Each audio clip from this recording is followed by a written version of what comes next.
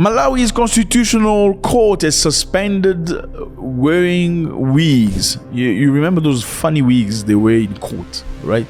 Yes, those white people wigs. I mean, they make you look like a white man with a black skin. That thing is insane. Yes, Malawi Constitutional Court has suspended its requirement that lawyers and judges wear traditional white wigs. Thank you, Malawi.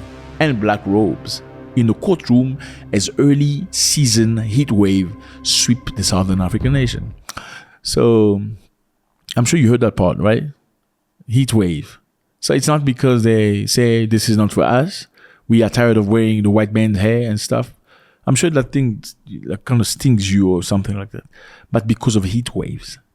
So they feel like they're very, very hot. It's very hot right now. Therefore, oh guys, you can come to court without your funny looking heavy weave and robe. Temperature in Malawi. Yeah, it's very hot. Well, this is Malawi. On the map. I can't think that everybody knows where Malawi is. It's a beautiful place. Lovely people. I'm definitely going there very, very soon, actually. Just before New Year's Eve. Probably. Malawi is a former British protectorate, okay, and the temperature in some parts right now can go up to 45 degrees Celsius. That's a lot of degrees, fellas. Yeah, I know Americans are asking, 45 degrees, what is that? Hot ones trying to get to Google, trying to find converter, 45 degrees. Okay, I did it for you. 45 degrees, 113 degrees Fahrenheit. So it's very hot in Malawi right now. The country's Department of Meteorological gave the report. So Malawi is a former British protectorate. You're probably asking yourself, why is Malawi wearing that stuff on the head? So the British, when they came to Africa, stealing our land and taking our wives. No, not our wives. They were our mothers, though. Yeah, they took them. I know, they just act like they don't look at you when it comes to glamorous things. But yeah, when they came to Africa, they served themselves with violence. It wasn't easy, but they do that. So Malawi was a British protectorate and still follows, unfortunately, up until now, British legal system. Yeah. Are you telling me that Africans never had the legal system before the white man came? We did have our legal system, how to resolve issues. Every community has issues. You have to resolve issues. But when they came, they took your religion, they took your breed. I know when I talk about religion, people get touchy, like, you don't talk about. Yeah, well, anyway, your ancestors, are you telling me that God never listened to them before the arrival of white people? Are you telling me all your ancestors went to hell? All of them, even the good ones. Okay, let's not get, I see you getting sensitive. So, yeah, so Malawi is very hot right now, and the legal system kept the British system, the requirement for judges and lawyers, you have to wear a white thing on your head with a big robe. Now, where does this come from? I'm sure you're asking yourself, where does the wig come from? I mean, this is not limited to Malawi. Many African countries do this nonsense. Kenya as well, and some other places. We get into that. Nigeria, I'm not sure if Nigeria stopped. So what are the wigs made of? The wigs are made of horse hair. Horse hair, yes. And it's very costly. It can go up to $6,000 each. $6,000. That's crazy. And they were introduced by the British people in 17th century as a fashion statement. Okay, so historically, where do the wigs in court come from? Long time ago in Britain, Europe was hit with syphilis. A lot of men they had syphilis. And syphilis symptom, one of them is loss of hair. You lose hair, and in Europe back in time, people wore weaves to cover the hair loss. When men went bald, they wore weaves, kind of protect themselves from people's eyes. And later on, it became a symbol of aristocracy, for some reason. I don't know. I'm trying to still figure out how it went from protecting yourself from people's shame because you probably got syphilis to being a symbol of wealth. I don't understand. The origin of court wigs can trace back to 17th century when they were popular fashion trend in Europe, particularly during the reign of King Charles II in England. Wigs were seen as a symbol of wealth, status, and sophistication. I'm sophisticated. I wear wigs. I'm wealthy. Yeah, that's what it is. It's like diamond today, right? Diamond and rings and stuff like that. That's what wigs back in time. They were worn by both men and women of upper class.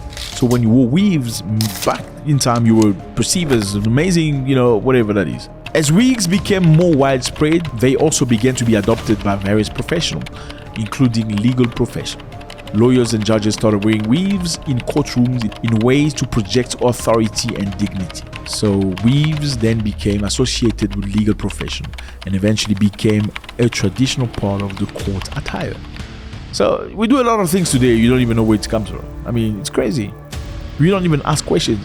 Like when you marry a girl today, you go and you buy a ring and you put a ring in put a ring on it. Where does the ring come from? Do you know the story of the ring? Who started the ring? Did your ancestors use ring? You don't know. You need to do this research and understand why, how, like who came up with this? Why do women wear a veil? Why do women wear a wedding gown? Where does that come from? No, you as a black person should know. You just wear a gown. Oh, because the wig. No, you should understand. Because it was symbolism. There was something about that. Why do people throw that little veil behind like this? For you to grab, you know what I mean? A bouquet or a veil. There's something to it. It's not because you're going to be the next person, because they felt like the spirit that could have entered the couple will be on the veil and thrown to the people. Like, we need to be resourceful. If you like this, let me know on the comment section. Maybe I can make a video about this. I think it's very interesting. So the British may have left Africa after beating everybody up, taking our women, not our women, our mothers and all that stuff. The legacy still lingers in some of the continent's court, in countries such as Ghana, Kenya, Nigeria. I'm not sure about South Africa, but Tanzania, Uganda, Zambia, Zimbabwe, judges and lawyers still wear British-style judicial wigs, and that were imposed on them with faga. That's how you need to free yourself. I mean, Africans are doing a good job trying to rename streets. Streets were in English, some terrorists in English name a street John Mac, whoever. They're renaming streets, giving them African names, like Winnie Mandela Street, like Lumumba Street, like stuff like that. But that's not enough. I think they need to go deeper. I'm not saying you should change everything that the white man did, because some of the things they did were good. Yeah, like some infrastructure were good. And you're not going to break it. You're not going to break the street, break the buildings because white man did it. But some of the things are not necessary. And especially if you don't understand what they mean, you need to get back on track. And props to Ibrahim Traoré as well, who's one of the people who's doing a tremendous work in Burkina Faso. He has Burkina Faso on the map. Yeah, that's the country right there. It's very, very hot. Very hot. And I'm not even playing. You think Malawi is hot? Go to Burkina Faso. I mean, the country is within the continent. It has no sea or anything. There's no sea. It's enclave country. It's hot. But the people are warm-hearted as well. I don't understand that. Anyway, Ibrahim Traoré is doing a tremendous job. He's also refuted the use of weaves and stuff like that. He said you must buy stuff that are made in Africa for Africans. Let me know how you feel about this. It's always a great pleasure. Do you think we should get rid of weaves, or do you think people are just exaggerating? Like, you don't need to get rid of weaves. You can still go to court with horse hair that's worth $6,000, while there are poor children who have nothing. God bless.